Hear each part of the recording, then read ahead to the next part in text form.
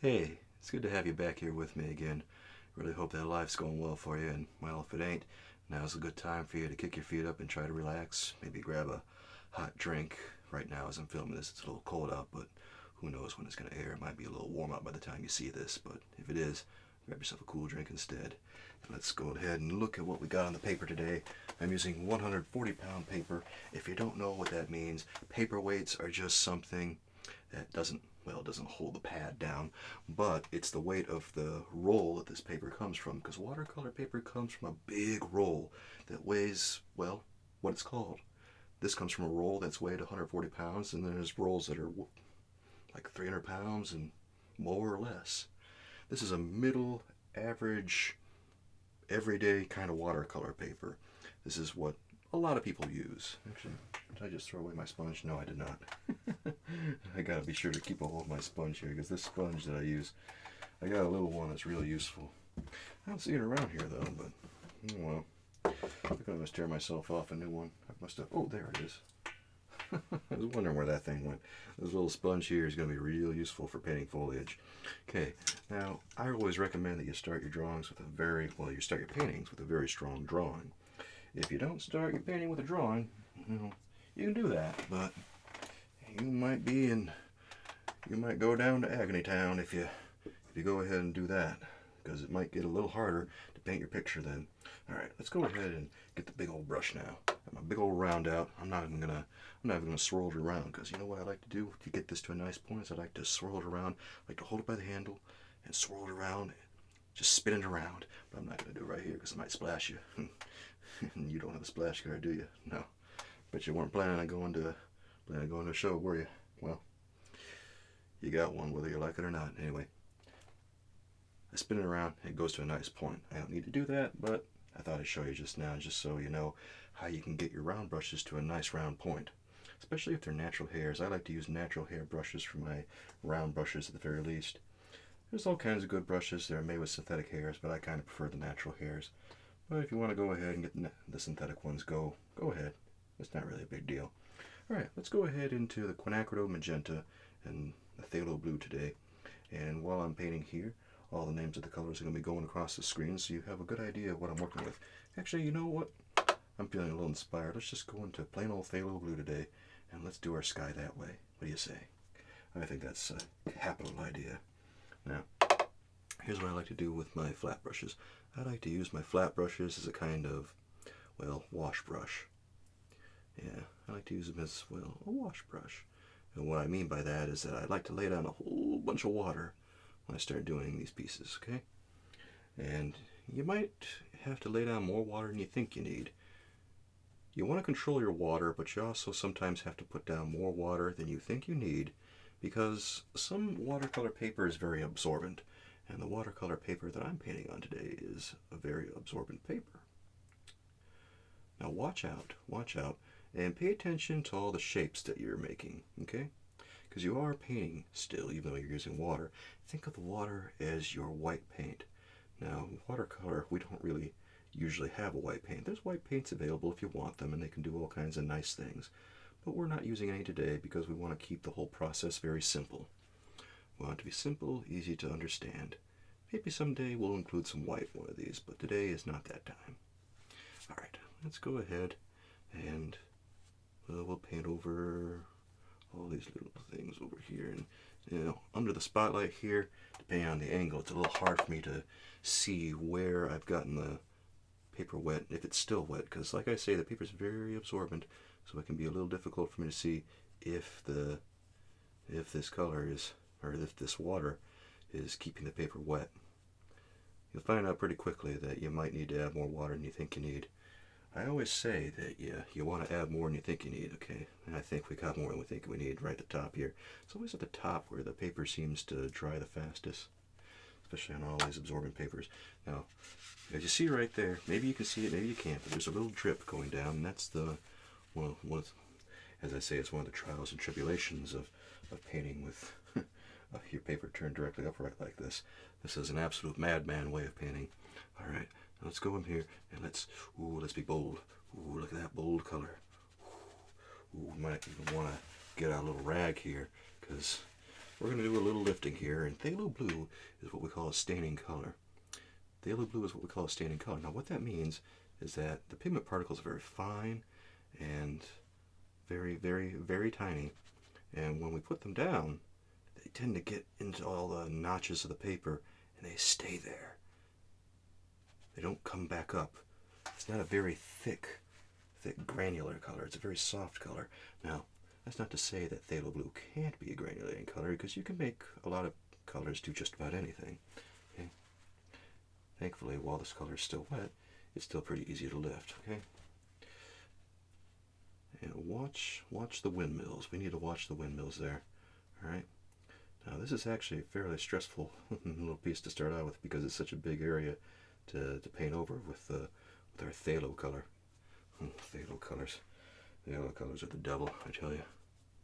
They'll get in your whole painting and they'll eat everything up. This is probably the strongest color we got here in the palette. This phthalo color. Ooh, it's a devil of a color. It likes to go all around and eat everything up in its path. It's a bully. Gotta have a talk with him. Boy, if this color were in school and we had parents to call, we'd call him every day. Tell him your son's acting up again. And parents would just shrug their shoulders, because they'd be like, well, we don't know what to do with him. Okay. Alright, now, here's what we do with our rag here. We go around and we find all the little areas where we think, well, we just bunch this up pretty much. That's really all we do with it. And we go around and we can keep this, we can decide if we want to keep this color pretty intense. I'm going to keep it relatively intense. And what you do with the tissue paper, this is just toilet paper that you buy from Home Depot. It's industrial toilet paper, the kind of stuff you find at work where, you know, the boss doesn't like you that much, so he wants to torture you as much as he can. So he buys that cheap stuff just to rough you up a little bit while you're at work. Oh, to be a little worker bee in the colony. There it goes. Yeah. And that's really all there is to this. You just tap away at it, and you leave what you want behind. We'll pretend that there's lots and lots of colors, lots and lots of little clouds just floating around, having a good old time. This is their time of the day, where they go in and they have fun, and what we got left behind is a really nice, vibrant sky. Okay, that's really nice. I really enjoy that. Now, there's also going to be a lot of these little areas in between where we can go in with our phthalo blue again, and we can, what we're going to do, what I think I'm going to do, is I'm just going to take a slight amount of phthalo blue, okay? I'm going to take a light amount of it. I'm going to take my flat brush, go back in, and we're going to go over some of these things in here, because there's these little slats in this windmill where the sky is going to poke through, right? Right. Okay, now we got too much water on there, so it's causing a drip. But remember, as long as the color is really, really light, it doesn't really matter all that much. It doesn't really matter, but we are going to want to dry this area over here, okay? Alright, so we got this, and because of the angle of the paper, it's really going to want to drip down. It really wants to, okay? Alright, now we got that. And what we can do is just follow our cloud shapes, okay? Like if you got one over here, go ahead and lift that up, and then maybe over here you got another one, lift that up. And then maybe you just want to leave a little hint of something right in there. That's all there is to that. Because what we're going to do is we're going to paint the slats in later. And after we paint over it with the color that we're going to use, well, it's not really going to be all that noticeable. So we just do the same thing with all these others. We find the shapes that we need and pretend that these little slats here in the windmill are just not there. Those little bars that form the shape of the windmill blades, yeah, they're not really there. Well, they are there, but not till later. Okay. Alright. And, you know, do it again. Like I say, as long as you keep the color light and as long as it's wet, it's a lot easier to lift things when you paint wet and wet versus, this is going to drip. You got to watch out for those little beads of water. Like I say, trials and tribulations, you know, we got kind of a bingo card going here where we keep track of all the silly things that happen each episode, because there's a certain checklist of things that just gotta happen each episode. Well, one of them is, you know, I get paint on myself. Another one is a little drip goes down the paper. Maybe that one's a watercolor one right there. Or maybe something drips down the palette, but again, that's pretty normal. Okay, we'll go in and yeah, that's pretty good. Okay, we don't have to do too much to that. And then we'll go over to this one right here and do the same thing. Now, watch out for the top of the windmill right there. This old windmill. Yeah, we got lots of things that happen each episode. I get paint on myself, or I get a little drip, or else I have to lift the paint with a tissue paper. That's a good one. Lord, imagine if someone made a drinking game out of me lifting paint off the paper. You'd have alcohol poisoning within a half hour. Oh, those poor souls who bravely drank where no man drank before. Oh, I don't really drink myself, but I know a lot of people do, and I know a lot of people who do. It's just something I've never been all that interested in, but that's just me. Occasionally I do, but not very often. It's kind of ironic because I have a bottle of absinthe upstairs that I bust out on occasion. I just bought a bottle of it because Van Gogh drank it, and I thought it'd be an interesting little thing to have because, you know, of the art channel and everything. But like I say, I don't really drink all that much. And now we've got a pretty nice sky up there. See, that was really easy. That's how you can create a sky quick and easy. Now, if you have all day, you can go ahead and insert all kinds of little colors in your clouds, like maybe on the whitish part of the clouds, you can include a little bit of yellow and red and all kinds of colors like that. But we don't have a lot of time to do that sort of thing today. We need to get going. So let's go ahead and do our pyrrole orange now. And I got a little something I want to do. A little something. I want to get my pyrrole orange. And the pyrrole orange might be a little dirty. Might be. From previous paintings. Sometimes you dip into a color and you accidentally get other colors in it, which might not be what you intend to do, but you know what, it happened. And you know, you just gotta kind of remove it. Okay. So what we're gonna do is we're gonna take pyrrole orange, and I think that we're just going to go over. Whoops! Look at that. Had a little too much water on my brush. Okay. Oops. I'm knocking this thing all around. Okay. Yeah, it's a color that no one's really going to notice all that much. Okay. Where was I? Alright. There it goes. Now I want to glaze it over this entire thing here. There it goes. I have to be a little bit more gentle with the paper. You don't want to push the paper around too much. Okay. Okay. So I have all these little things and all these little slats and all that. Alright. There it goes. There it goes. Alright. Now be careful not to let the color dry on you. The only reason I'm doing this way is because I know that the paint is going to dry much faster if I glaze this way, or I lay down this foundation wash against another way. Okay, and that's what happens. And that's what happens when I'm not careful. I said be careful. This is one of those times where a liner brush would be very handy. Sometimes you don't always want to paint with a liner brush, right? Right. Yeah, sometimes you just want to lay down a very basic wash. Very basic wash like this.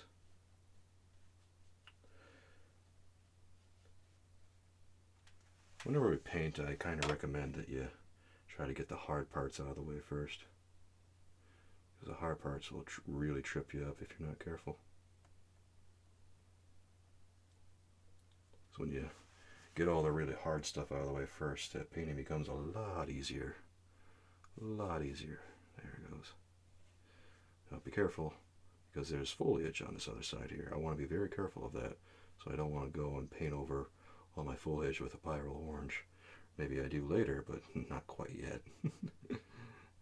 That would not be a great thing to do right now. Okay. Oops, I almost hit the paper with that. I am just all kinds of clumsy today, aren't I? Yeah, a little bit, a little bit.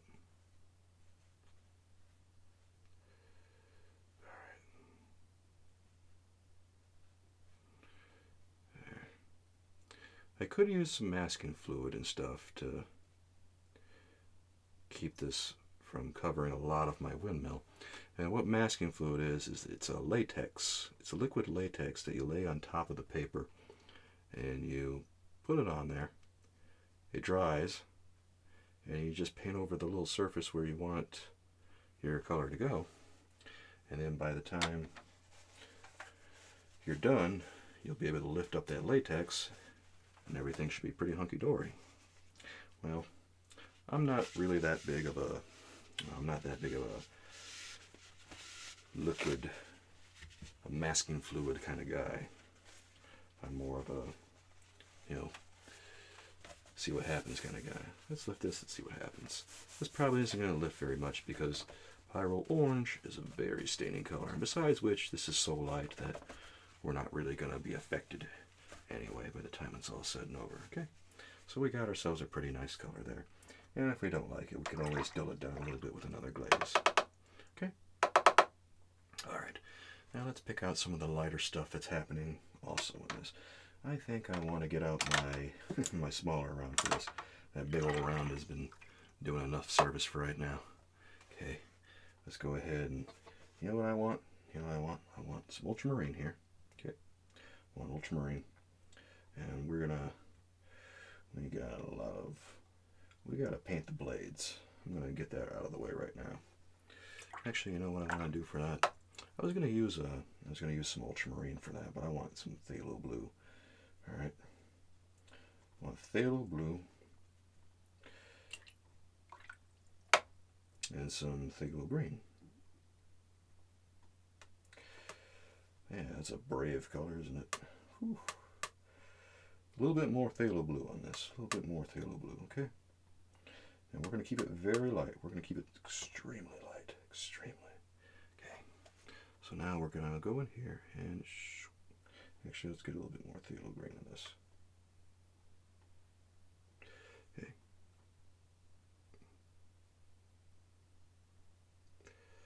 There it goes.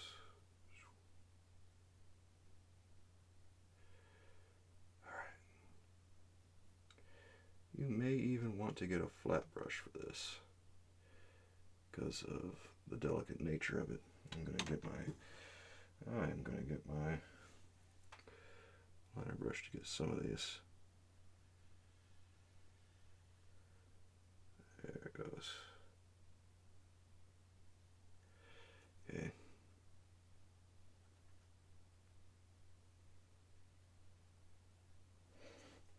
Now let's go around. Get all this little area right here. Okay.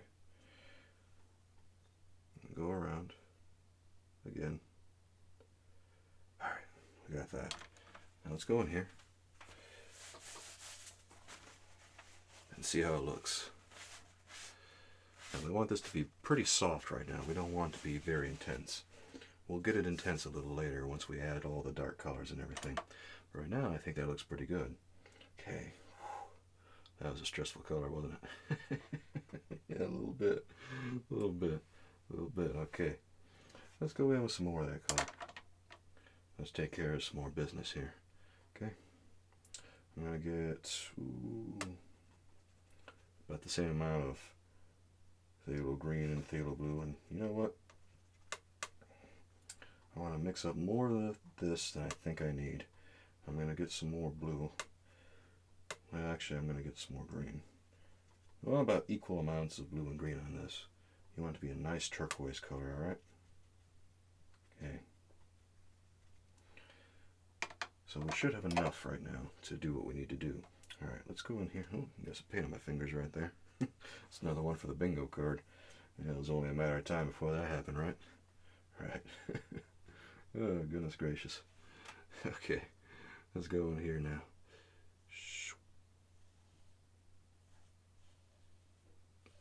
Okay. In fact,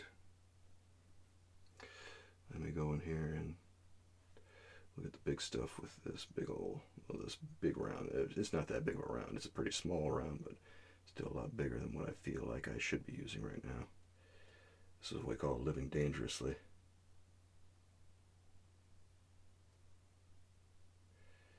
Okay. I'll go right up into there. Okay, right up to the edge.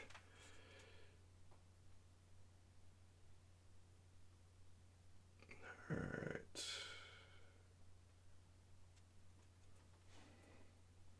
Now we'll go around.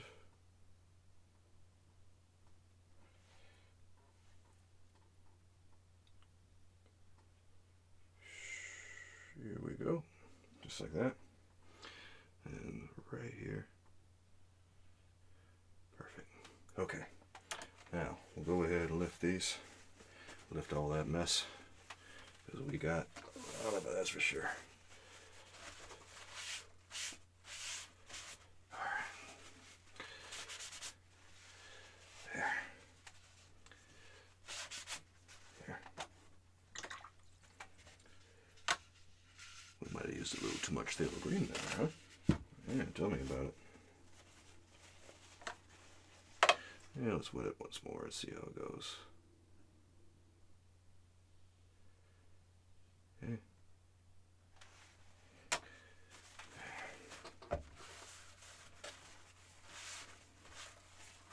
Okay. Yeah, it's about good. Here. We'll do this one again, just to make sure it matches. Okay. Let's go ahead here. Go around. And we'll just forego the liner brush for right now because we need to get this done fast. Alright. Let's get ourselves a little bit of toilet paper here, this cheap toilet paper. See how this wash goes. Or this glaze goes. I guess it's a glaze now. Okay. That's about the same color, so that's going to work for us. Good deal. Alright. It's a little darker than I really wanted the value to be, but you know what? Sometimes you gotta break a few eggs. Yeah, ain't that the truth? Okay. So let's go ahead here. Oops. Okay. Go right up in there. Get all that. Okay.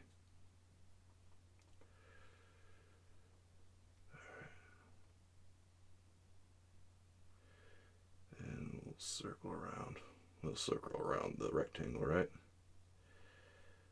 Don't worry too much if this painting is looking a little jacked up or you feel like it ain't going right. Just keep going with it. Keep going and keep a little faith.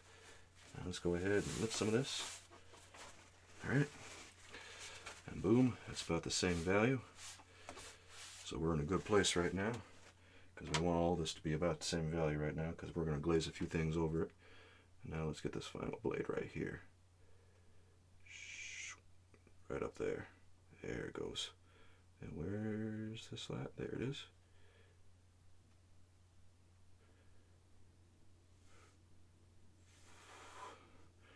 Okay.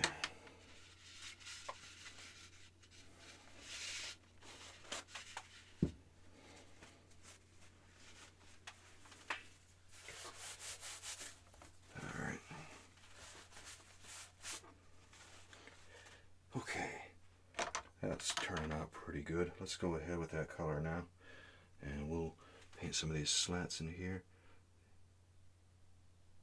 Right in there. There it goes. Okay, and every so often you want to just lift that a little bit, just in case it dries too quickly. You know, keep an eye on it. Okay.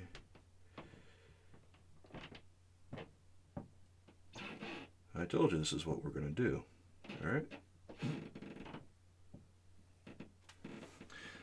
There. I'm knocking the paper back again. I'm being a little too aggressive with it. That's why. Okay.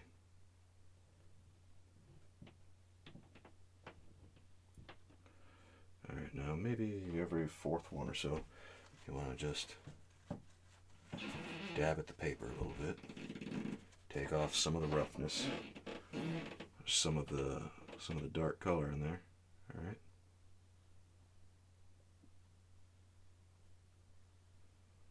Okay. There it goes.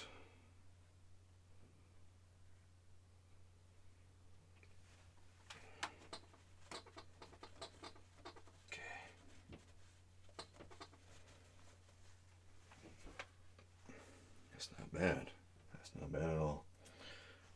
You know, if you paint things too dark, you know, one of the things I like to do here is not just show you how to paint, but also how to correct stuff. If you accidentally paint things a little too dark, the thing you do is you make a lot of other colors dark too, just to compensate for it. Okay? And also, I don't have to paint these with my liner brush. I can actually paint these with my flat brush, and it can work just about as well. See? That's how we can do that. Alright. And we just dab at that a little bit. Dab at that a little bit. Okay? Don't worry, we still got a lot of color left over. Enough to get the rest of them. And we'll do this entire one with just a flat brush like this. See? You want them to be about even, so try to not to press down too hard on your flat brush there. But also keep in mind that this is an old windmill. It's made of wood and all that stuff, and well, maybe it's having a hard time keeping itself together.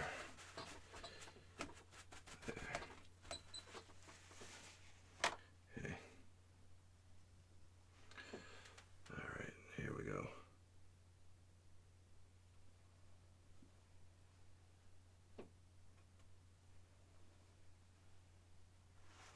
There it goes.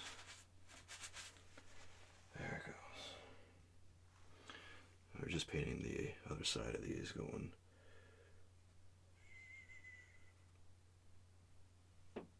okay. Alright. Alright. There's that. Now let's paint these going down.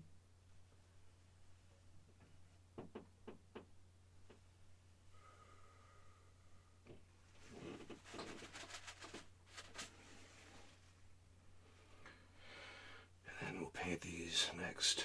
Whew. That's another one for the bingo card right there. Whenever I hoot like an owl, you know that something's getting tough. That's what we call the toughness test right there. It's hooting hard. It's a hootenanny. That's what that is. Alright. Let's go in here and take some of that up. There we go. We got the first layer of the windmill done. So let's go ahead now. Let's do something a little different for a couple of minutes here. Let's take some of the ultramarine, all right, and take a little bit of the phthalo green with that.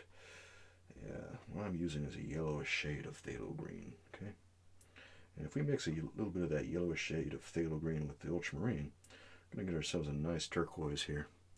We're gonna use this turquoise about right up and down this little area right here. Yeah. And we do that because we want these wooden slats here to have a little bit of texture on them. Now watch out, watch out, watch out, because you don't want to go and get a whole bunch of your shadow color on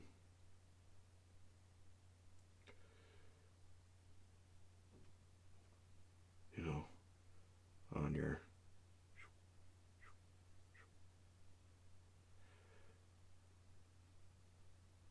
watch out here, because then maybe there's a little bit more shadow in that area. Alright, you don't want to get a whole bunch of shadow color on the highlight where you don't necessarily want there to be as much shadow. Alright, so pretty much everything over here.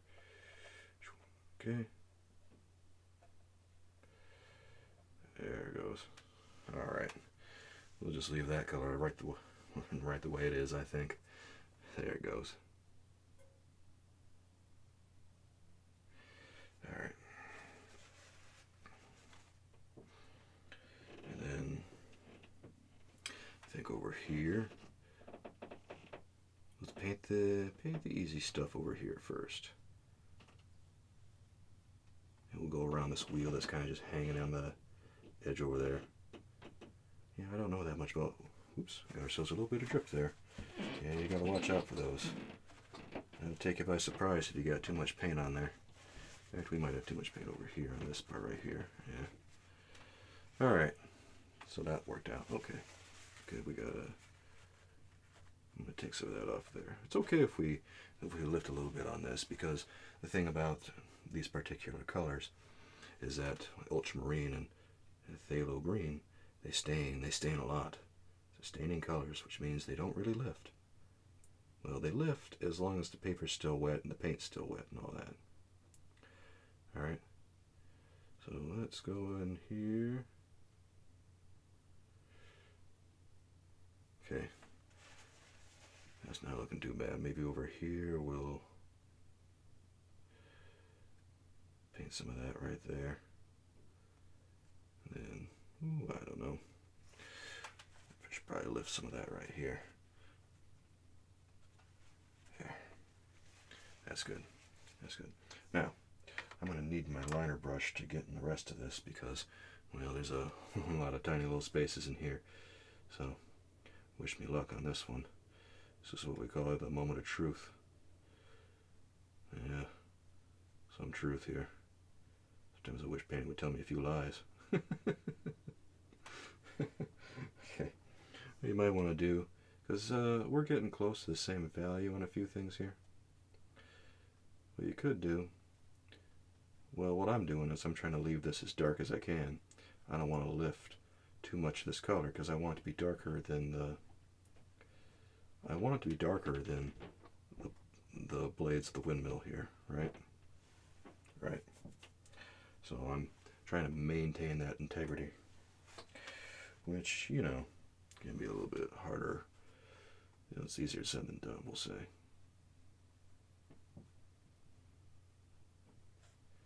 Hey, boy, sure got ourselves a lot of area to cover here. You know, maybe we should have painted this color first before we painted those slats. Yeah, live and learn, right? Yeah, if you do things out of order like that, it's not the end of the world. It just might take a little longer.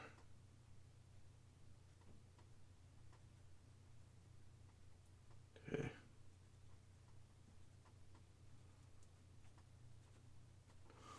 There it goes.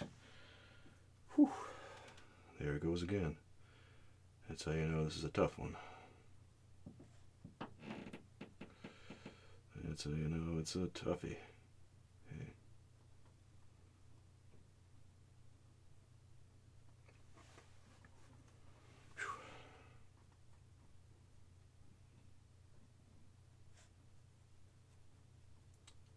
Yeah.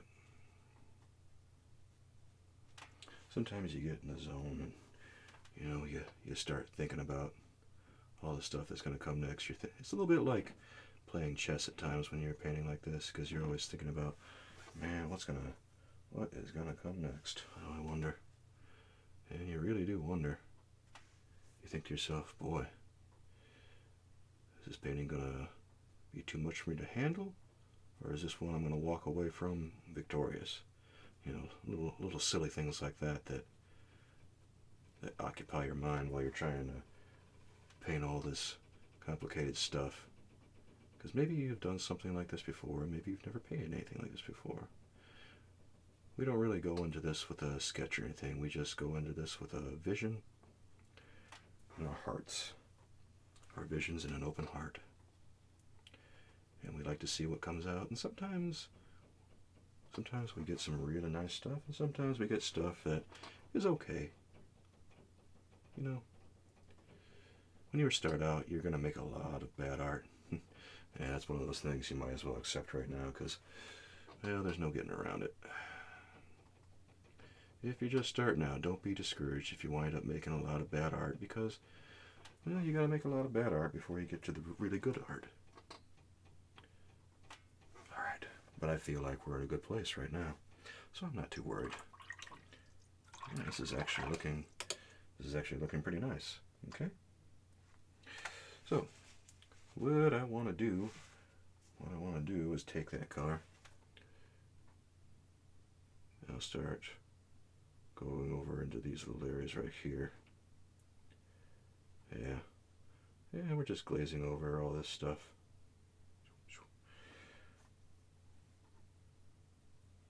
This is just that same ultramarine and phthalo green color. The reason we added those two together is because we wanted to get a cyan color, or a teal color. Cyan, teal, it's the same thing really. You want about equal amounts of ultramarine and phthalo green on this color here, okay? Yeah, you really want to lean into that color, alright? Lean into, you might even want to get just a little bit more ultramarine, just a little bit more of it. Yeah, that's about the right color right there. Okay. So, oops. I'm accidentally knocking my brushes all around. You know what we should do? We should probably move the bucket back, but I won't do that quite yet. Here, I need some more water. In my water bucket, I have 3 wells. And if you've been here before, you know how I use them. What I do is I fill all 3 of them, and I use 2 of them to wash my brushes with. And then I use 1 to paint with. And get it. There it is. There it goes. Alright. Let's look for all the colors right there. There they are. Okay. Just looking for all those little slants in there. We might have to skip a couple of them because it's getting a little it's a little wet in there still. Okay. Okay. Ooh, that might be a little dark. Let's go ahead and lift that. Let's go ahead and lift that right there.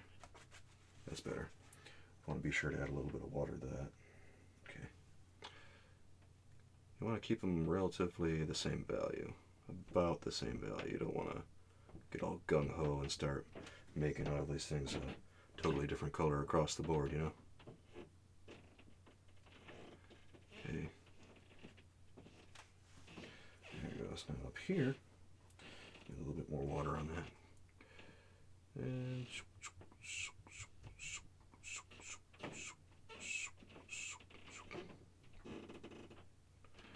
oh, looks like we got a little bit of something we missed over here. Oh, ain't that something? Okay. Well, in that case, we'll go over there real soon. Alright. I just want to get all these little things right here. Maybe just a little bit of something right there. Okay.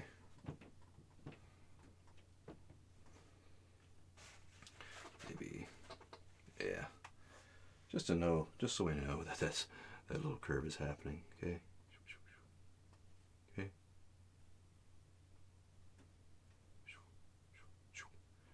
All right. There it goes. No stress. No stress at all. Nah, I'm fine. I'm fine. Okay. I'll get a little bit of that color in there. Cover this up. There it goes. But be careful, leave that wheel intact. Because that's going to be a different color right there. That's going to be a different color. And you know what? I might even go in here and throw a little bit of that phthalo blue on there because we forgot to get some sky color in there. And if you did, it's okay. Just watch this. Look at that. Everything's fixed. Okay. Now, is this dry? It feels dry. It's the nice thing about having absorbent paper is that it tends to dry very quickly. So it does make it a little easier to paint on in some regards, but in terms of doing washes, well, it can be risky business. Oops. Oops. Oops. Oops. Yeah, that was still wet. That was a mistake. That was my bad. That was my bad. I own that one. I own that one. Okay.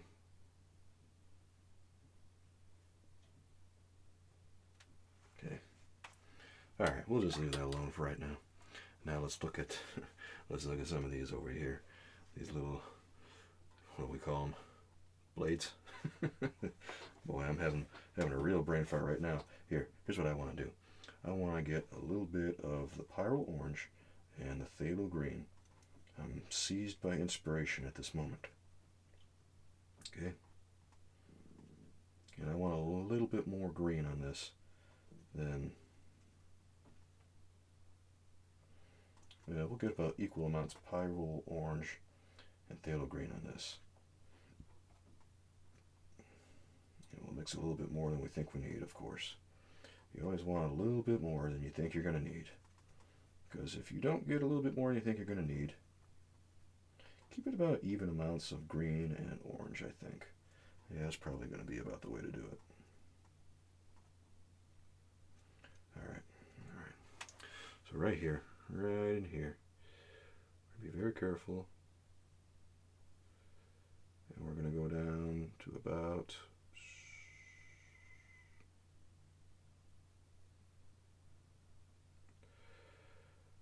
right there.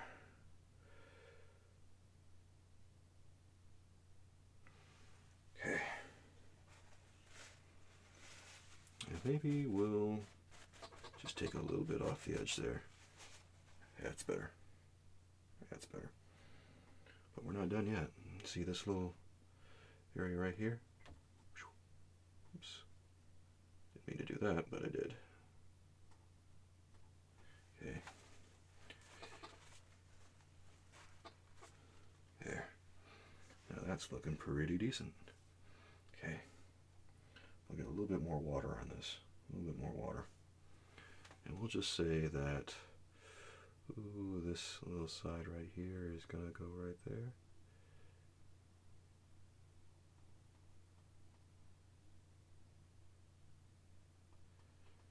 Alright. There it goes.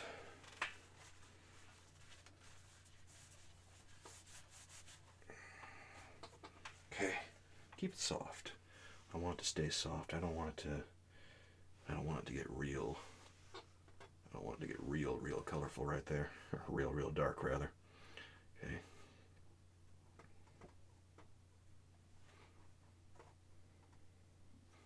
Alright. Over here.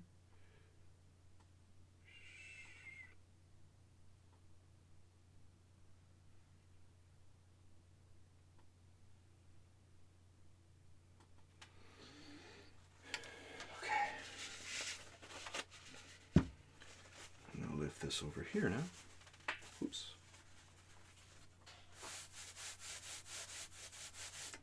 There it goes. See how soft that is? Yes, that's exactly what I want. Okay. The part of the secret of my mixing system here is that I use two colors in every well except for the colors that I have on the palette that are all by themselves, because sometimes I want to use those all by themselves, right?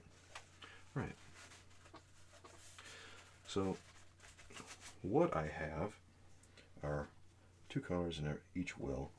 Like I have my Pyrrole Orange and my Phthalo Green over here in the same well.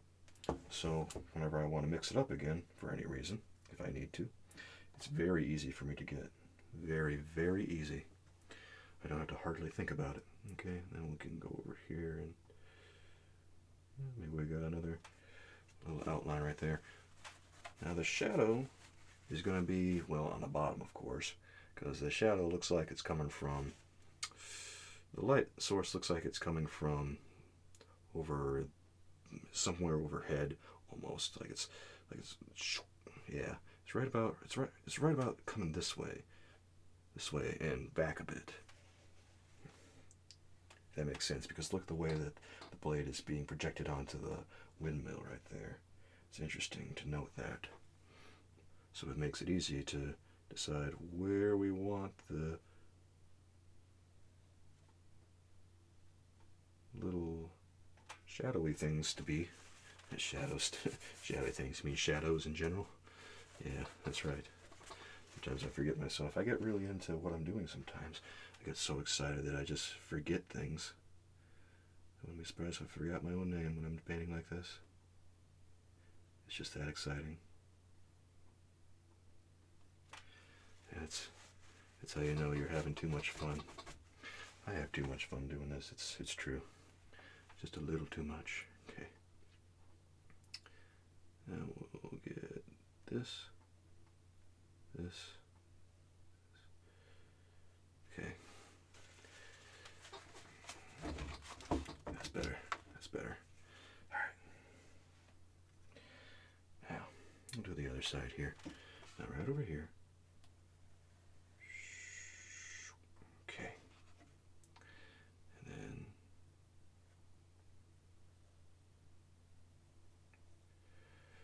right around that side right there. Okay.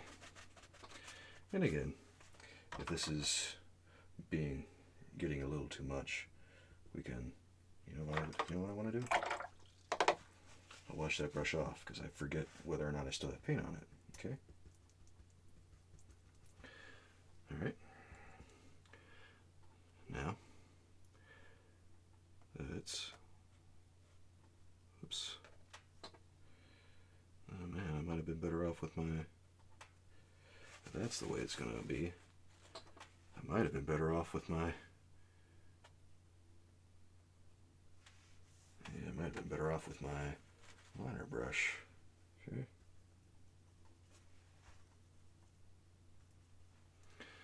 Alright. Well, let's try this again. We'll go right here.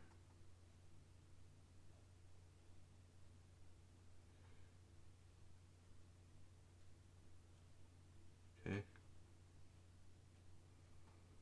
There it goes.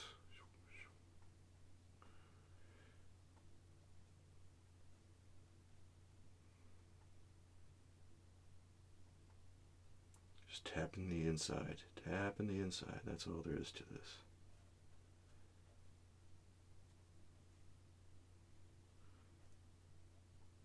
Okay. And then we'll go across on the bottom. I'm going to switch to my left hand for this because I feel like it might be easier. Alright.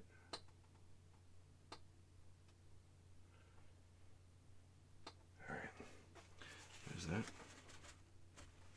Okay. If you want, you can rest your pinky on the paper to give yourself a kind of anchor while you're doing this, because it might be easier to do it that way. Okay. You want to take down the intensity of the glaze every, I don't know, 3-4 slats or so, just in case the paint starts to dry a little too fast. So if that happens, you're going to go down to Agony Town. That's what I say. Okay, look at that. That's looking pretty spiffy right there. Let's go ahead and maybe get a little bit more of that color in there. And then we'll take this and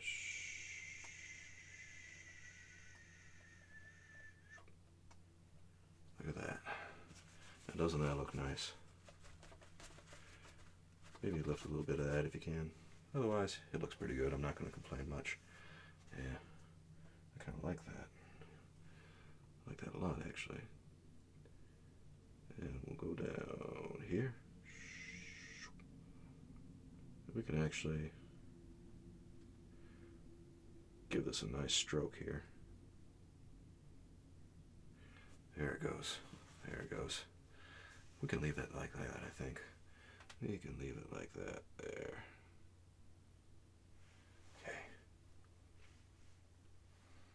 Now, you know what I forgot to do? I forgot to give these guys a little bit of shadow over here on this side. Okay, well, don't want them to feel lonely. Feel like they're left out of the club. They're part of the Windmill too. They got a say in it, and they deserve their say. Look at that. Oh, this is turning out to be a very handsome windmill, isn't it? Yeah, I think so. I think it's turning out to look great. Okay, let's go up here And you know what we're going to do? Well, we already did a glaze over on that side, so let's do it over here. Oops.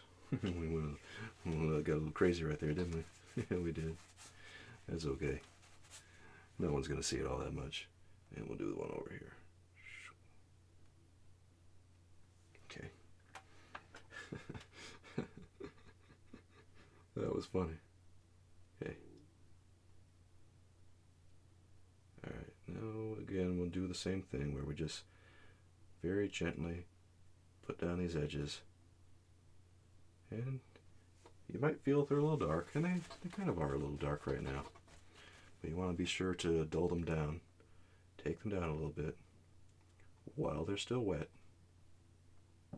Because if you don't, like I say, it's going to be agony time for you.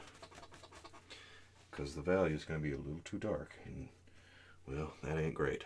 That is not great here. We got to... There. What I wanted was to have those a little bit... Have my bristles a little bit closer together and not splayed apart.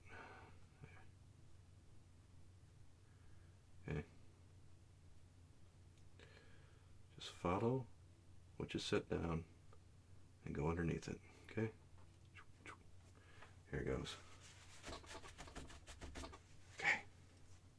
Looking good. Looking good. All right. Actually, let's go right here and get this guy.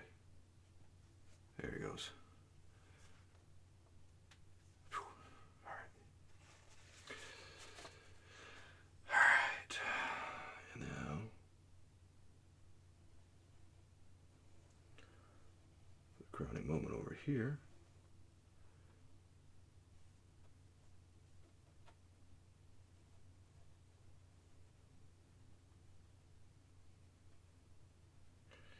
There. Just go underneath that. You might feel like you need a little bit more paint. If you feel like you need a little bit more paint, well, this is when we go back to probably should have mixed more than you need, but sometimes it happens, so don't beat yourself up. What you want to do is just play it cool, play it cool. And where's the sun coming down at? Well, it's coming down over on this side. You might be in a place where you don't have a lot of paint left, but you might not necessarily need a lot of paint. Because maybe it's the right hue. Okay? And if it's the right value, you don't need to worry too much.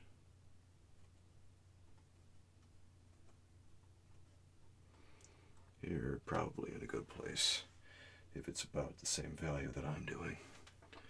Okay? Now don't go over these slats twice with this same glaze. One of the passes that you make, you're going to have to do it by making little notches in between everything. You're just going to have to do it that way. Don't try to fight it, it's just what's going to happen. So that might seem hard, and it's difficult, but once you do it, it's not that bad. You do it a couple of times, you'll be golden. Okay. And maybe I want to get a little bit more, just to throw a little something down here. I want more. Remember, it's about even parts. It's about even parts pyrrole and phthalo green. Okay, so maybe right about in here. Maybe right about in there. There's a little something. And right about in here, there's a little something. There's little shadows that go all around this little thing right here. Okay, maybe got one right there. Yeah, and we probably got enough shadows on this. I think we can move on now. I want to focus on putting some of the final shadows on some of the lighthouse here, because we got a couple of shadows that we want to do. Now remember, since the lighthouse is the focus of the painting, we do want to spend a lot of time on it. We don't want to go in and just dilly-dally around and not do anything to it. We want to do it right. We want to gussy it up nice and pretty. You know? Yeah, you know. You know what's up. Okay. What I want to do here is take my... I'm going to get a little ultramarine, and mix that with that phthalo green that we were using earlier. Remember that mix that we were kind of glazing over all this stuff with? Yeah, well, that's what we're going to do now. We're going to finish things up in here so we can see inside this a little better. Okay. If it ever feels like things are a little too dark, go ahead and just lift them. Just lift them. Lift them and forget about it.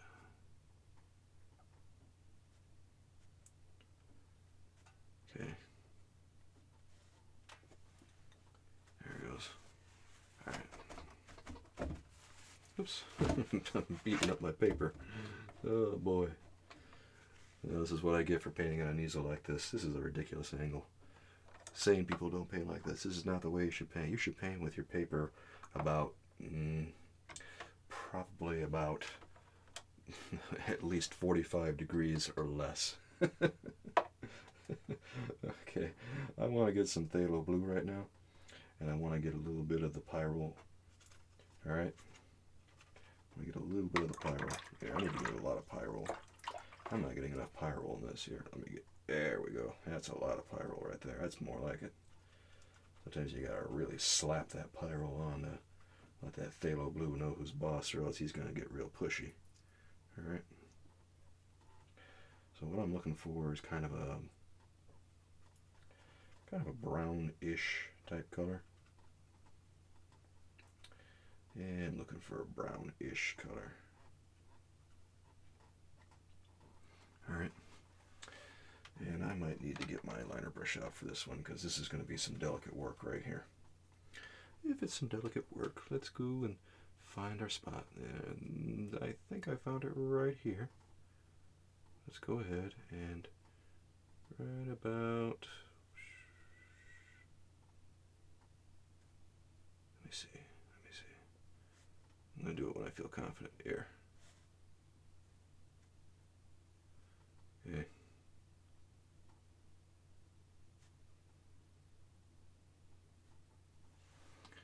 There. Now we're going to go across. Okay.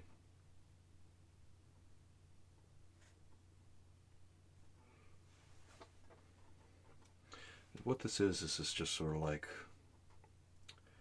the head of the windmill. Like there's a top above this, and it looks like it's kind of stacked on top of it, pretty much. Okay, that looks nice. That looks nice. We don't have to fool around with that anymore. That's a good look for it. All right. Now I want to get a little bit more pyrrole on this. And what I'm looking for is sort of a muddy rust type color. Okay. So we'll get. Ooh, let me get some water on that. This is a little too dry. This is a little too dry. A little too dry. All right, let's go ahead now. And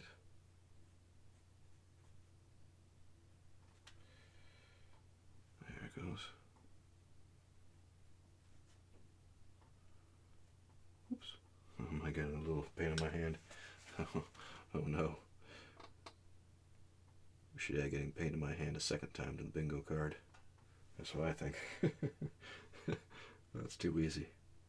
Gotta make it a little harder than that. Okay.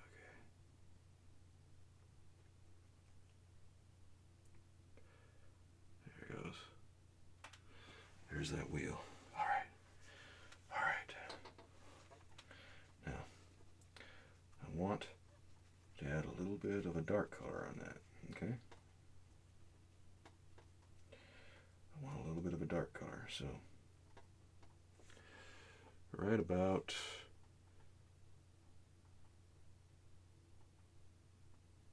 right here.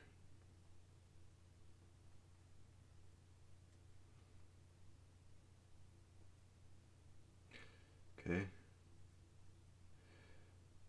Now watch out.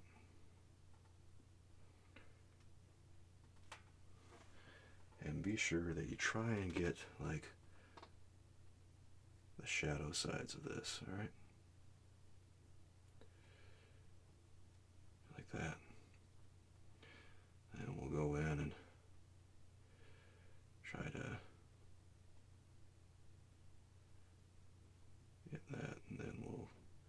You know, remember how wheels kind of, depending on their angle, they look a little different what the shadow side is. Like sometimes the shadow side will be on top, and sometimes the shadow side will be on bottom, and then sometimes the shadow side will be on the side.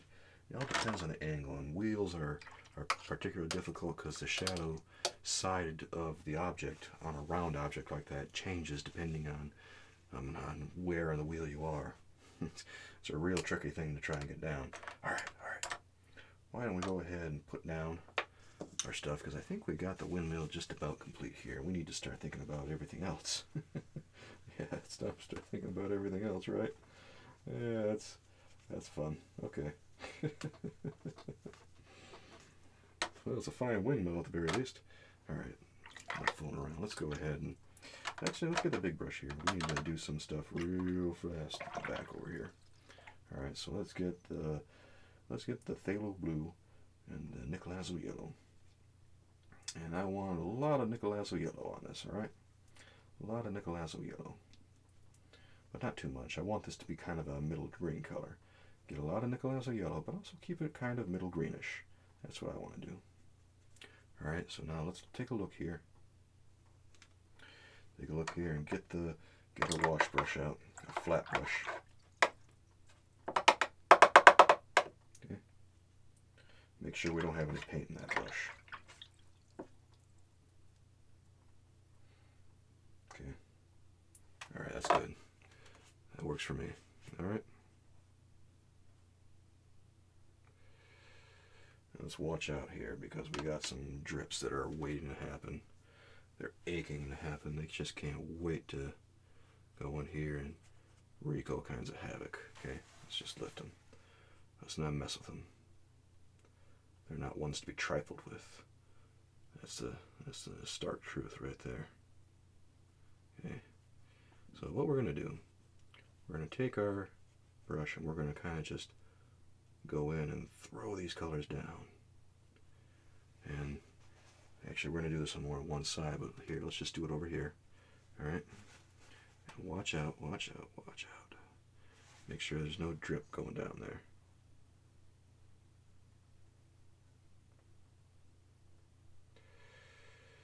All right. Oops, there it is. I knew that would happen.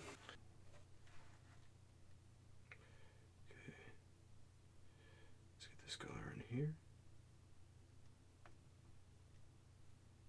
Be very careful that when you do this. I can't emphasize that enough. Be very careful. You want to try to just lay this down in one flat block like this. All right.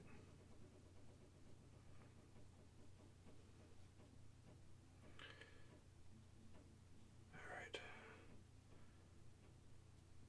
And go right up to the edge. Right up to the edge. Be careful that you don't accidentally paint the wheel. There's a lot of delicate work in here. Alright. That's good, that's good.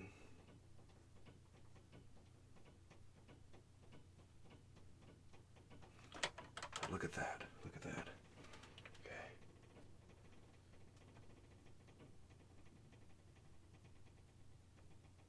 Alright. Well, we got that in there. That's looking pretty good. Alright, now let's do these little areas in here. Be sure we go right up to the light, or not the lighthouse. This isn't the lighthouse, this is the windmill. Okay. Okay. Very delicately. Very delicately. Okay. Maybe right there. Right there. There it goes. Nice. Nice. Okay. Now we got one more side over here that we got to do. And we got to do this side. So let's go ahead and prepare ourselves. I'm going to leave that ridge of paint down there because I like the value that it's going to leave. I want to have kind of that dark value so that it pushes everything forward. Sometimes you can do that. Sometimes you can go ahead and just leave values lying around, so to speak. And that way it'll help you. It'll do a lot of the work for you. One of the nice parts about watercolor is that sometimes it'll do the work for you. You don't have to think so hard about value and stuff like that, because well, a lot of the value will take care of itself as long as you're painting halfway competently and working with the water instead of against it. Okay, so here's what we're going to do. We're going to go over here, and we're going to do the same thing with the same color. I'm going to go in, paint all that. And if you see shapes that you want to save for the foreground, you better save them. Now's the time to save them. Okay? Look at this. Oh man, we're going to have a lot of fun getting out the sponge later and painting in some of these things, aren't we? Well, that's what we have the sponge for. That's what the sponge is for. The sponge has an unpredictable pattern, so it makes it great for foliage. But it has an unpredictable pattern, but it's also somewhat predictable. And because of that, it makes it really ideal for doing all that kind of work. Okay, let's go in here and paint this. Alright.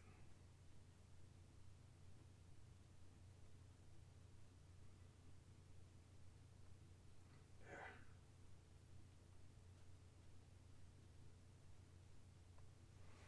There it goes.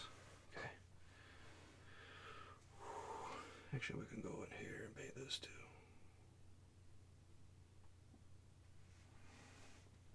Yeah, it's pretty good. We can leave it like that. You can leave it like that.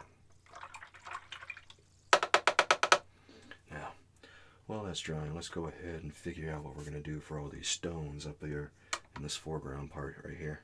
Okay? Let's go ahead and we want something with ultramarine because that's going to create some texture for it. Okay? So let's go ahead and I think, well, let's get the round brush out, the big old round, because the big old round really gets work done fast. Okay? And make sure you get out a lot of the water and all that cleaned out. Okay, let's get the ultramarine. Get the ultramarine.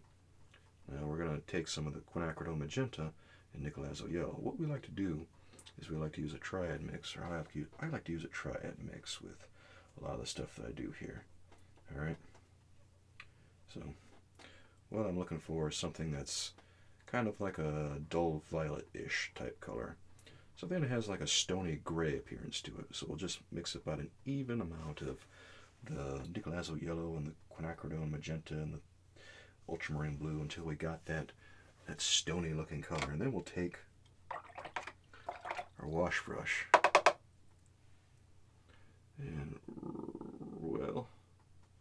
well, we're gonna do some brave stuff right now.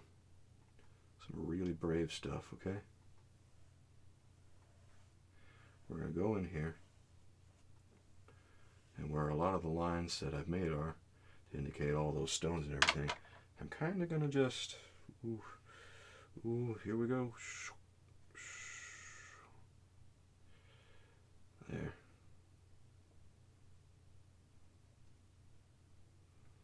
And maybe over here there's going to be some little patches of grass that are hanging over the edge and everything. And yeah, there's going to be a whole bunch of stuff up there.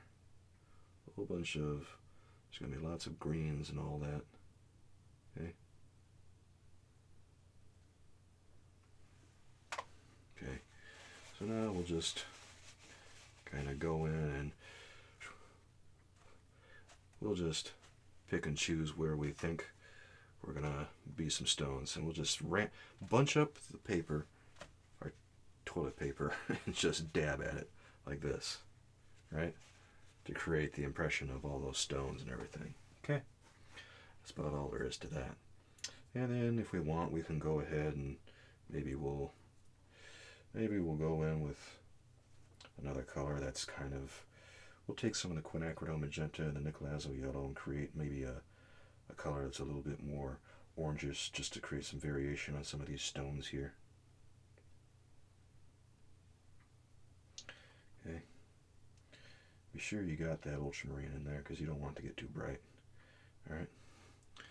Then maybe you'll pick a couple of spots in here where you can do that. You just set it in and then right in there, and maybe in here. Yeah, maybe you'll go over here too, and over here and stuff, and who knows? Who knows? Over here? Yeah, why not? Alright. And we'll dab at this too. Okay. We could also go in with our liner brush later and fool around with some of what we did. Some of what we did there. Okay. Okay. Now here's what I want to do. I think I want to play around with some greens here in the foreground. Alright. That's feeling kind of dry. It looks like our background foliage is starting to get a little dry, but we need to, you know what I want to do? I think I'm going to, well, we got some patches of like red grass in here that are going to be kind of, well, they're going to be a little challenging to paint. So I think what I'll do,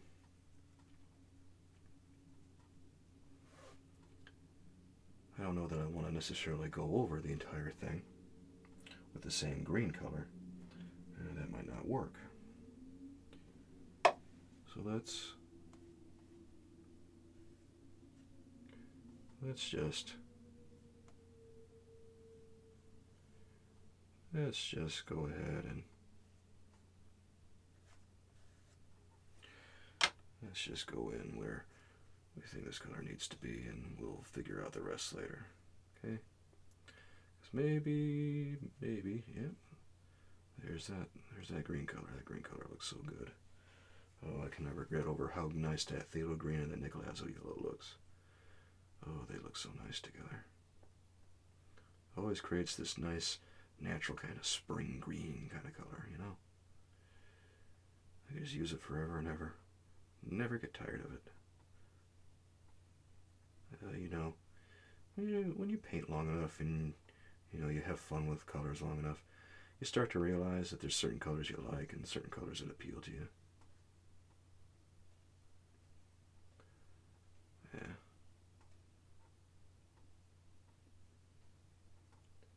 And we'll try to get right up into the edge right there. Yeah, just like that. That's not bad. Here, can we lift some of this? Yeah, we can probably lift some of that, because we got some other colors that we want to get in there. There it goes. Okay.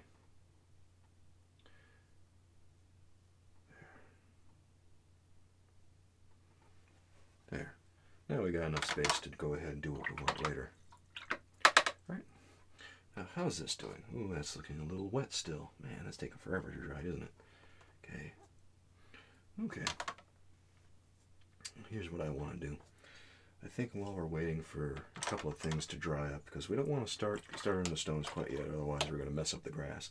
So I'm going to mix up a red color, because we need some red for some of the flowers up here. So I'm going to get my Pyro orange and my quinacridone magenta, and I'll mix a red color with those colors. And I know what you're thinking, you know, oh boy, a red color. Yeah, you're going to mix red? Yeah, I know what I learned in school. School always told me I can't mix red. Well, guess what? School doesn't know everything about art, unfortunately. And it turns out you can, in fact, mix red, because look what I just did. Look at this. This is the Pyro orange, the quinacridone magenta right there. Right there. Ooh, just a lovely, lovely red. Can't get over it here. We'll even lift that a little bit. I think I might want to add a little bit more of the Pyro orange in there just to get a little bit more of an orange red. There. Now, any place where I think there's going to be red, I'm going to paint that color. And I want this to be pretty dry, because I want the color to be relatively intense, but I'm also going to lift it a little bit so that we have a little bit of leeway if we want to add a shadow to some of these. We want to add a shadow to everything, don't we? And if we add shadows to everything, we're going to be here all day. It's a bit much. A bit much. add shadows to everything. You don't have to add shadows to everything. You might be tempted to, but sometimes it's easier just to leave things plain. Okay. Yeah, maybe, oh, I don't know. You know what? Maybe I missed a spot down here with all that stonework. Maybe I missed a spot here. Let's get some more of this color over here.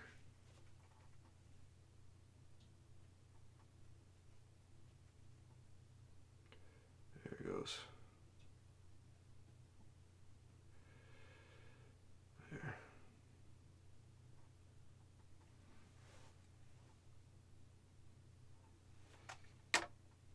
Yeah, that's better.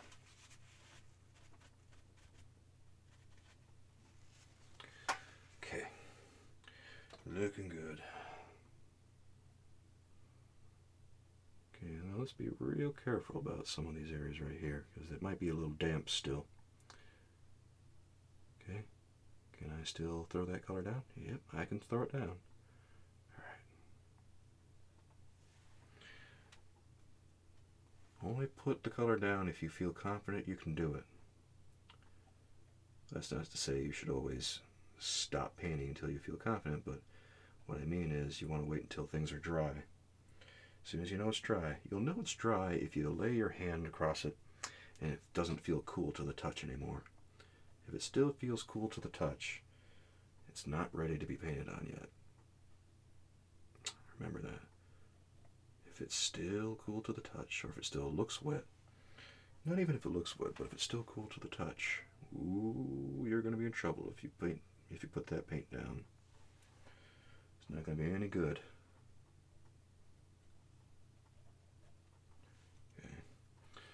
Yeah, there's a lot of little details in here, but I feel like we got a lot of red in here. Isn't this wonderful? It just makes these things so colorful. It's just great to paint these things like this. You know, I've been forgetting to lift them. Oh dear. Well, that's alright. It's not going to be super noticeable in the end, I don't think. I know how I tell you to be careful with some things, but in the end, some things aren't super noticeable. Well, there's a reason that we try to be as careful as we can. We try to be careful so that if we do make mistakes on occasion, they're not super noticeable. But if we make mistakes constantly, ooh, that could be a little hard to deal with. Okay, let's just go in here and you know,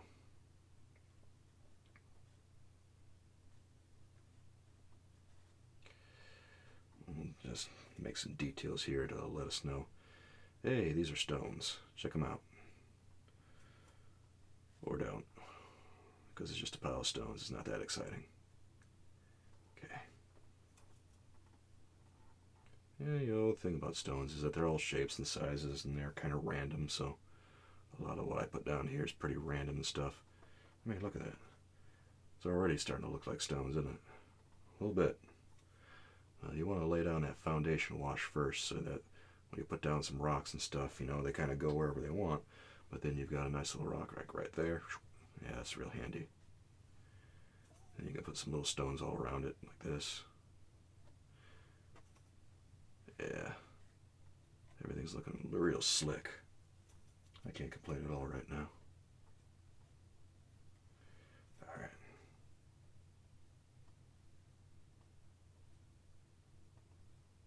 Okay. There that goes. Here's another stone. There's another one. Isn't that nice? Yeah, that's real slick right there. Whew. I know, we're hooting like an owl. That's because this is a challenging painting. This is not a super easy painting. This one is going to put your skills to the test, and that's okay. There. Anytime you get a little rock like that, be sure you outline it real nice. There you go. Okay.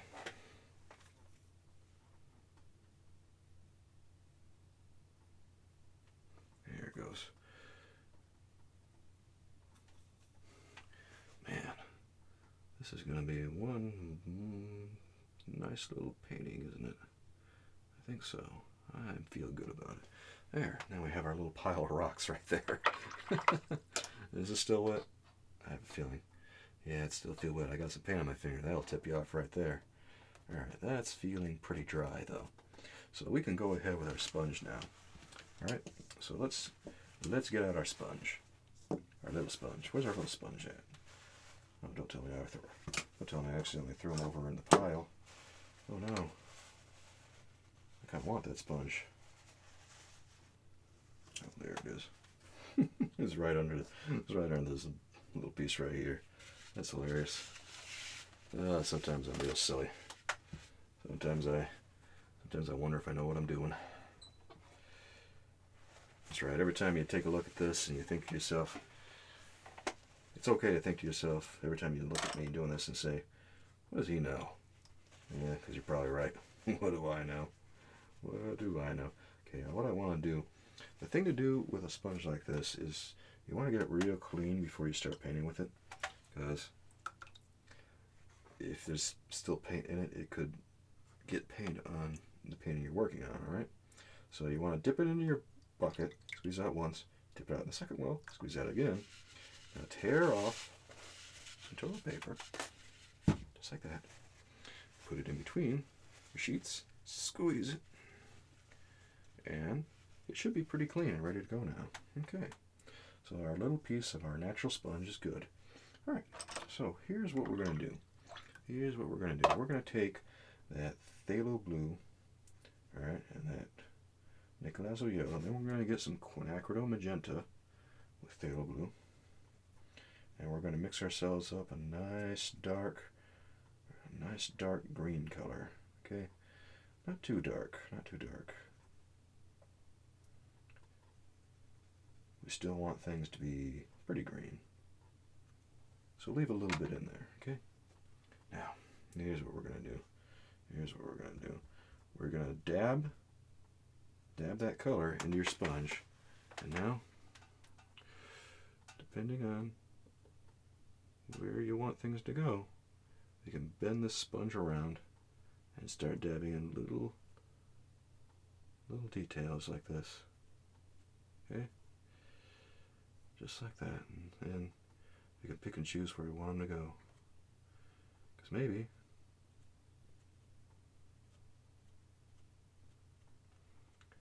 we got all kinds of little details right here that we can use.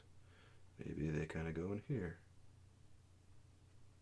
Yeah, there they go. Alright.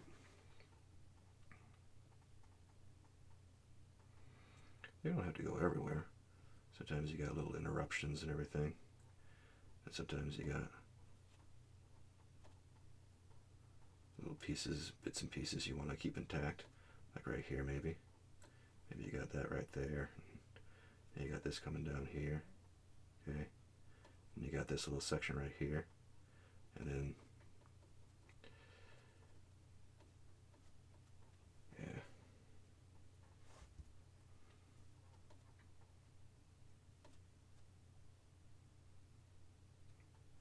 There. Just like that. Okay. And that's how we very quickly put some leaves on trees when we're working very quickly. You can spend more time on it and do whatever you want when you got enough time on your hands. But since we're moving quickly here, we gotta pick and choose what's most important to us, okay? So we'll go in here, we'll get some of that, and then we'll think of another patch of, okay? And we'll get ourselves another patch right there, and maybe we got one in there, and another in here. Just a couple of things to put down there. Then maybe we got one over here. Okay. And we got another here. Oops. Did we get a little bit on our windmill? Yeah, maybe we did. If we did, don't worry about it. It's all good. Okay. Then think of another patch over here. Alright. And then we'll go over here.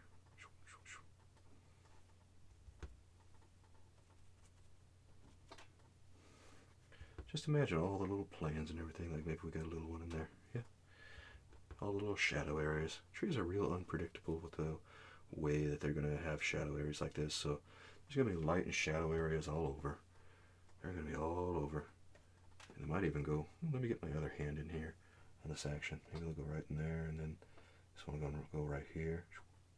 Just like that. And we can tone down the value a little bit over there. Go in here and maybe get that a little bit. Yeah, that's nice. Yeah, we can go right there, there. See? That's already looking pretty good. Then maybe there. That's not bad. That's not bad at all. Here.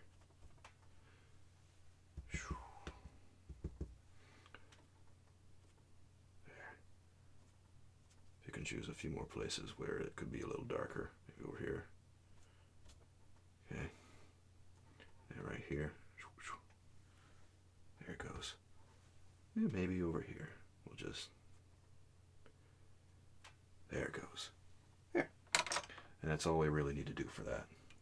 Now, we got some other stuff down here on this little bit of foliage that we can deal with. And we can do pretty much the same thing, except we're gonna, we gotta brush in the color first, and then then we'll do the sponge. Okay? We'll do it that way. Imagine someone walking up to this lighthouse like this. Why do I keep calling it a lighthouse? I keep wanting to say it's a lighthouse because I paint so many lighthouses. But this is... I need to paint more windmills. That's a sign I paint too many lighthouses. I keep wanting to call it a lighthouse. Imagine someone on a lighthouse tour who stops here because it's on their itinerary, and they look up and go, "Aww." Like, why would this even be on the itinerary? Someone's trying to play a little tricky on them. That's what I think. Someone decided to be a real joker. Someone wanted to be mean. Okay, let's get a little bit of our triad mix with the Nicolazo yellow and the quinacridone magenta, and then we'll get some of the ultramarine here. Just a little bit more of that quinacridone magenta there. Okay, get some more of that ultramarine. We want it to be kind of a gray color, just enough of that. There it goes. There it goes. And then I want to shift it a little bit toward blue. Okay. There it goes. Alright, so here's this color right here.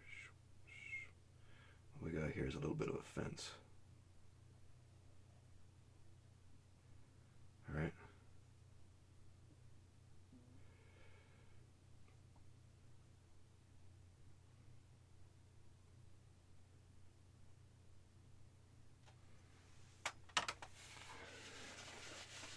Okay.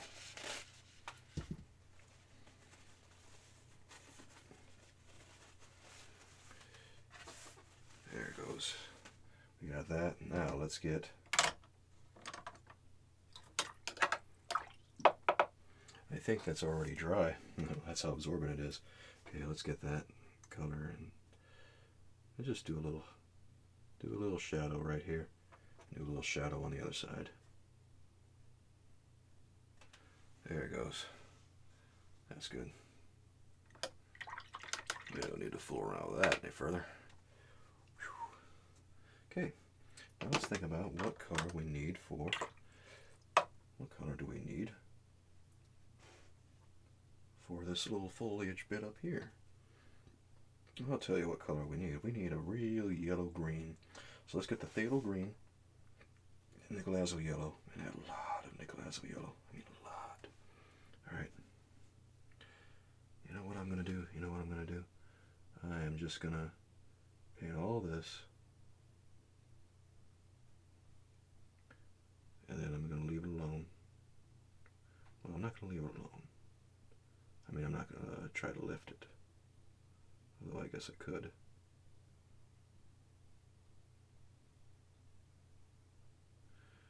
Okay.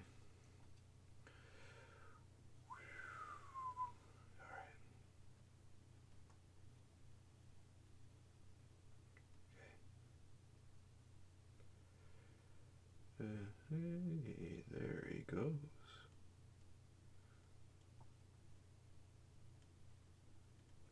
Now, when you have bunch of flowery bits like this with all the red flowers and everything. It can be a little bit more challenging to do this sort of thing, but it's okay.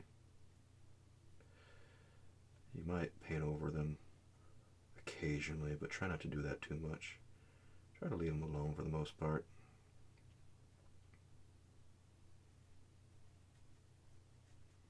Okay. Alternatively, you could paint the greens first.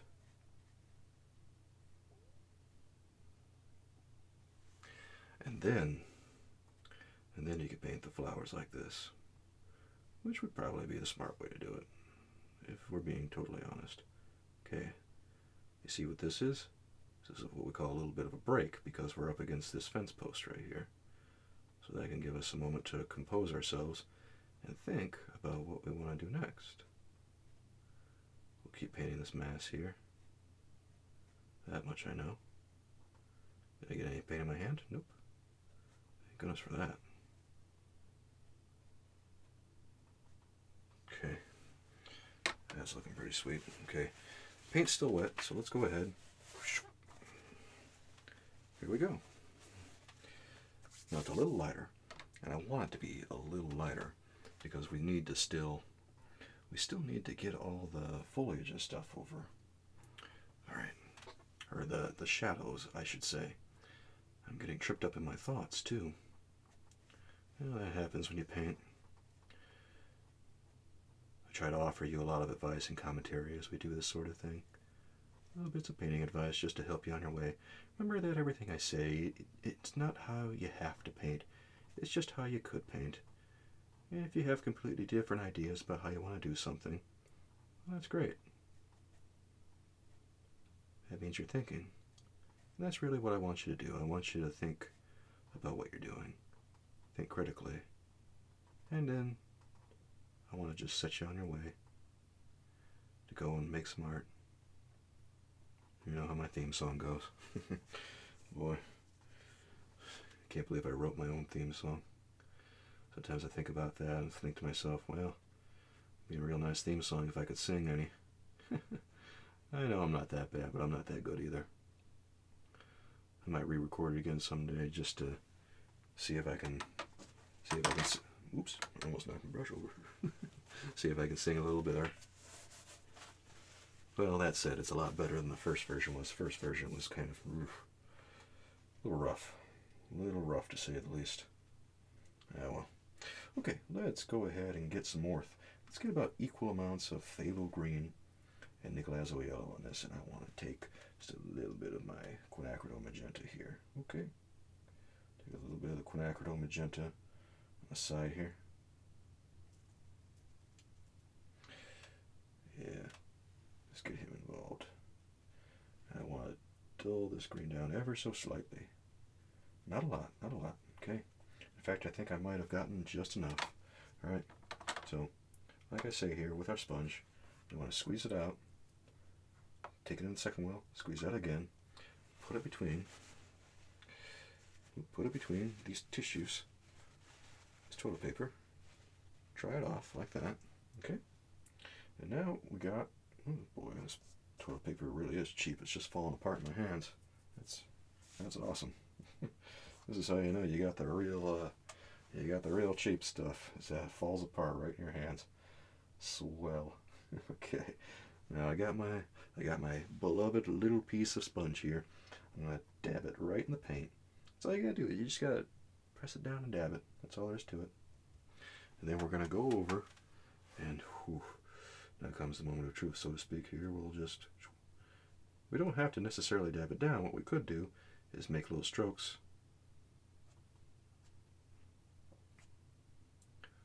Make little strokes wherever we think that, you know, like this. You know? And maybe there's a lot of that. I don't know.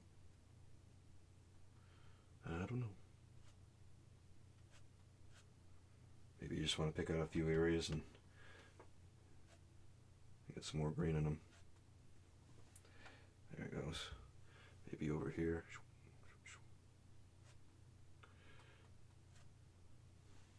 There.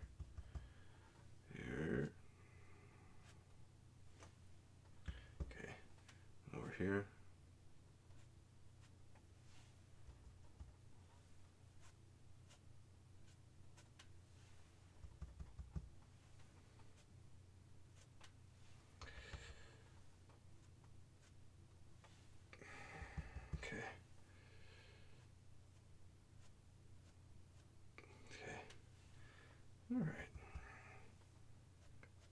There we go. See, that's looking pretty nice. And that's probably the quickest and easiest way to go about putting a bunch of these little strands in here all at once. Another way to do it might be to use your flat brush and splay out the bristles like we've done before. We can do that too. There, it's about good, I think. We can leave it just like that. Okay. There it goes. Alright, let's dry this off. Alright. That's good. It's ready to paint again. That little piece of sponge. Can you believe how useful that is? That is so nice. Okay. So, let's go ahead now and I'll tell you what I want to do. And then you're probably going to think I'm crazy. I'm going to want to get a little bit of quinacridone magenta and nickel as a yellow. Okay? I want a lot more quinacridone magenta on this. Alright? And then, yeah, I want a lot more quinacridone magenta on this because I want this to be kind of a deep red color, right? Right. So don't be afraid to lay on that quinacridone magenta there. Okay. Now here's what I'm going to do. I'm going to go up in here and across a lot of these areas where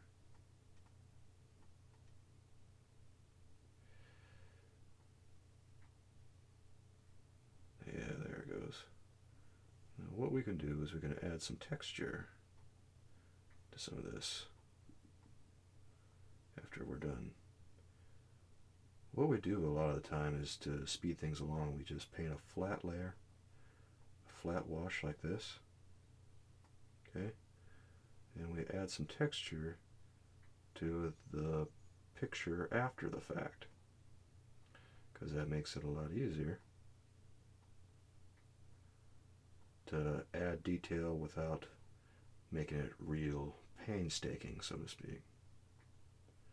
We can add a lot of detail in a very slow way, but you know, a lot of times we really gotta speed things along because we don't have all day. We don't have forever. I'm only here with you for a couple of hours. Remember that when you paint your own stuff, you can go ahead and you can spend as much time as you want on your own paintings. You can do whatever you want. You can, your paper is your world. That's where you rule. You can do whatever you want there. But me, I gotta do my own thing, and my own thing means I gotta get out of here eventually. I wish I could be here with you for just the longest time, painting and painting and painting. But I can't. I have to go. Okay, we're doing a pretty nice job here, I think. Let's go ahead and take our liner brush.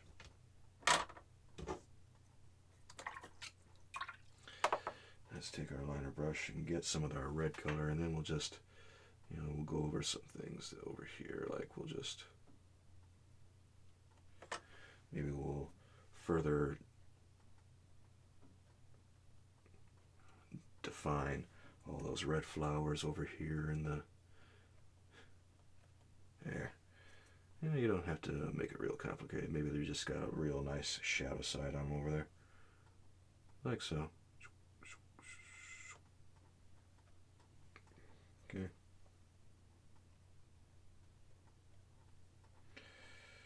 And then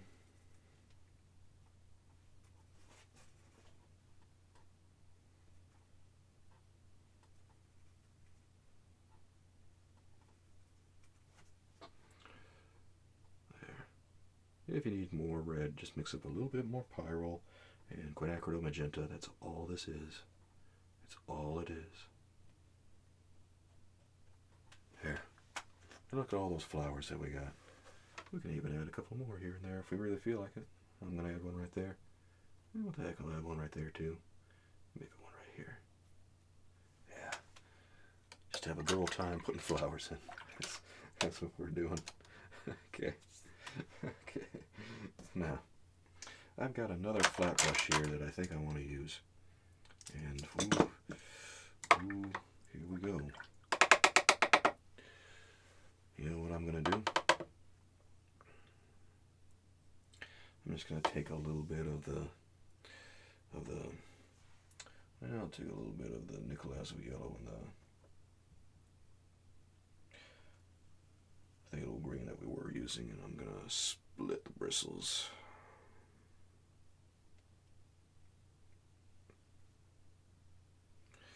Alright, and I'll just throw a little bit right here. Yeah, maybe just, you know what you could do to make some little grassy things? You can split the bristles like this and just give them a little wipe. You don't have to use the whole brush when you do this. You can just use little bits and pieces, and you know, you don't have to put everything in there. Maybe you just feel like, you know, throwing some stuff in there here and there. Like maybe right here. Maybe you're near the edge of this. Just to, you know, kind of separate the grass from those little patchy areas. Maybe right here. Yeah, let's not fool around with it too much. Right here. Okay. Yeah, you can do this as much or as little as you want. There. Check that out. That looks kind of cool, actually. Yeah, that's not bad. We can do it down here too. Yeah, throw a little random one on the grass over here. Yeah, that's not bad. Look at that. Already looks like there's a little bit of grass in there. Nice work. Okay. Now, what I want to do now is I want to take just a little bit of the red color that we used. You know, that deep red color that we made with the quinacridone magenta and the nickel yellow. And we're going to do more of those little grassy things, except we're going to do them on the other side. We're going to do them on the business end, or the other end of the... This is real tough to do. With natural hairs, this is a much easier technique to pull off, I think. But with a synthetic brush, you kind of have to hold the brush with your pinched between your fingers like this to make this work. Okay, so you go right up to the edge where all that dirt is, and maybe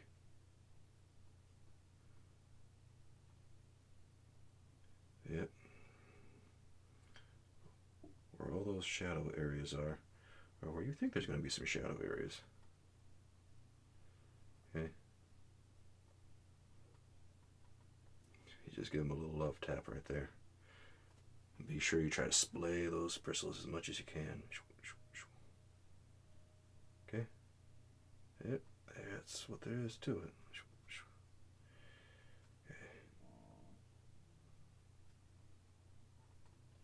Okay. You know, little random areas throughout all this grassy area here. You can just put more of those in there.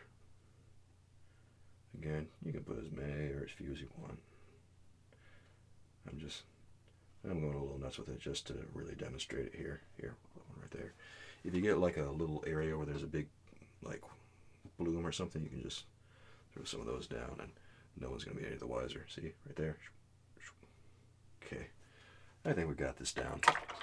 We have ourselves, it looks like, a finished painting, huh? Yeah, this one turned out really nice. I'm really pleased with the way this one turned out. So let's go ahead and get our liner brush, go into the Pyro Red, and right down here. Now, you can pick any spot to sign your painting, but I recommend either the bottom left or the bottom right. I really don't recommend going up here because people generally look up above, but people don't really look down below. Go someplace real small and sign your name. I'm going to sign my initials, S.K. And that's all there is to it. The painting's done. And with that, I want to thank you for watching. And, you know, it's about time for me to leave because I have to go and I have other things I have to do, other paintings to make. And I'm sure you want to get painting yourself. I'm so happy that you decided to spend your time with me today, and I really look forward to seeing you again. I hope that you come back, and I'll have something new and exciting for you to see then. But until then, I want to thank you again, And with love from me to you, I will see you soon. Bye-bye.